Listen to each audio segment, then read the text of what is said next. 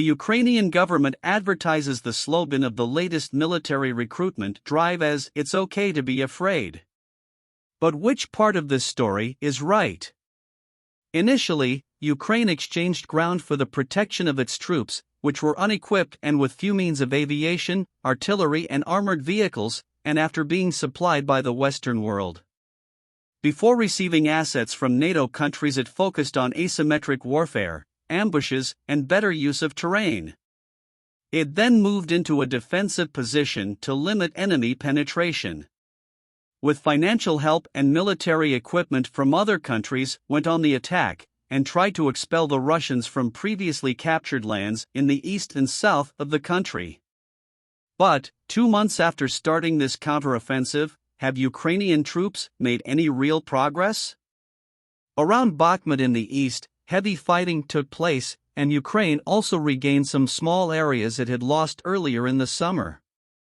The country has also made small gains in the Zaporizhzhia region in the south, a strategic area where Ukraine really needs to make a decisive difference. A Ukrainian advance there, across the strip of Russian-controlled territory to the Sea of Azov, would disrupt Russia's supply routes and cut off contact with forces in Russian-annexed Crimea. Why is Ukraine's progress so slow?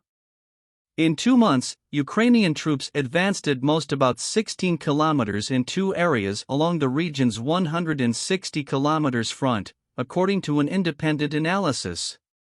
Progress is happening, but it is taking longer than Ukraine and its allies expected. Ukrainian forces have been attacking on 3 fronts, using equipment and training provided by other countries. The country's military also probes for weaknesses along the entire 1,100 kilometers front line. But the Russians foresaw Ukraine's intentions and spent months building the most extensive fortifications in recent history. Triple layers of trenches, bunkers, concrete pyramid-shaped tank traps, the so-called dragon's teeth, and trenches with thousands of landmines represent a huge obstacle to any Ukrainian advance. The best the Ukrainians can hope for is potentially retaking Tokmak, which lies on a key route in the country's southeast, an area that acts as a logistical hub for Russian forces. Ukraine sent an armored column south towards Tokmak and quickly got into trouble. Leopard tanks newly supplied to Ukraine and Bradley fighting vehicles can be seen arriving in a minefield and being attacked by Russian artillery. The Russian army appears to have recovered from some of the mistakes made during the first few months of the invasion and is proving to be surprisingly innovative and effective in defense. And what did the Ukrainians learn after all the fighting time? Lessons learned by Ukrainians.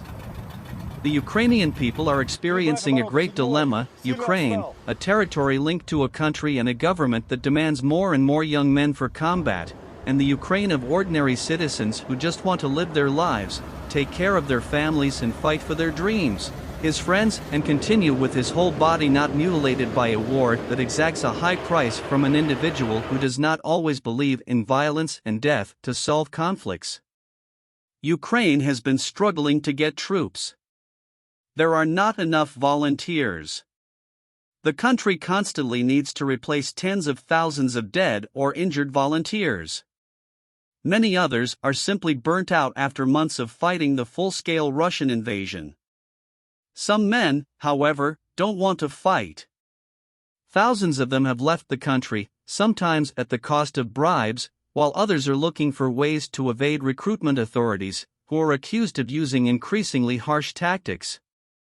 Yair witnessed his father's mental health issues after fighting the Soviet army in Afghanistan. That's why he doesn't want to fight.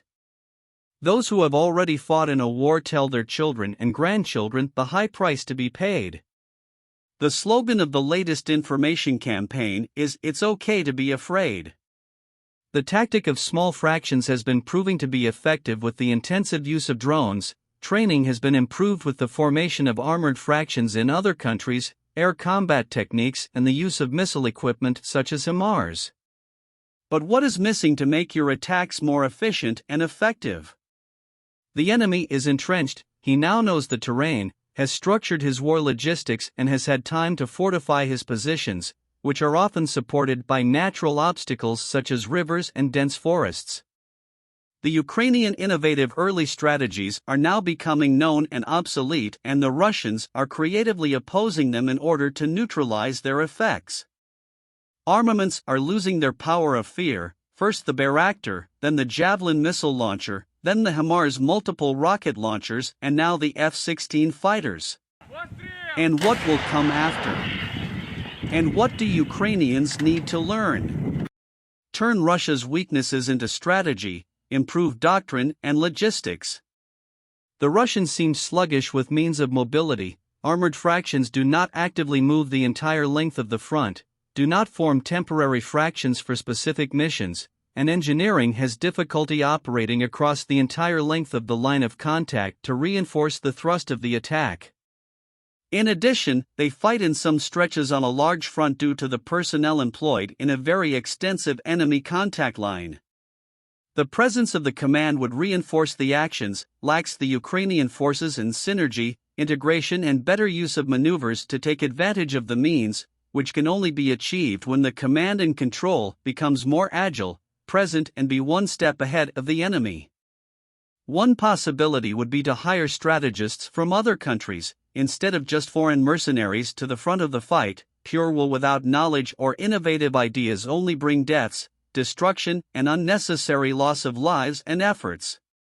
Combined actions, flanking maneuvers, quantification and qualification of evidence as elements of intelligence, synchronization of actions, neutralization of enemy advantages, advanced training of your fractions with improved quality and speed of use of means, are some of the items that are necessary. Let's take an example: an 18-year-old soldier in charge of blowing up a bridge, or even an infantry lieutenant in charge of carrying out the calculation, will spend more explosive than if there were even remote advice from an engineer who could calculate the exact point of the explosion. Placement of the load, requiring less amount of explosives and having a proven effective result.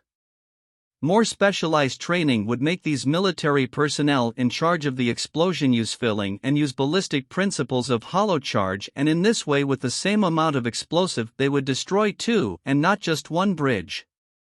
While the Ukrainians did not understand that each shot had to reach the target without wasting, their commanders were so good that they began to be known by their own name as the famous General Patton, whose presence already changed the entire combat scenario, due to his ability to command, experience, and leadership in combat. Knowledge in war saves lives, discourages the enemy, creates less brutal maneuvers than simple frontal hand-to-hand combat. You can win by combat, by fire, or by maneuver, or a combination of these factors, but you can also lose a war by waiting, the inability of anonymous commanders, without a name, without history, without tradition, without values, without anything.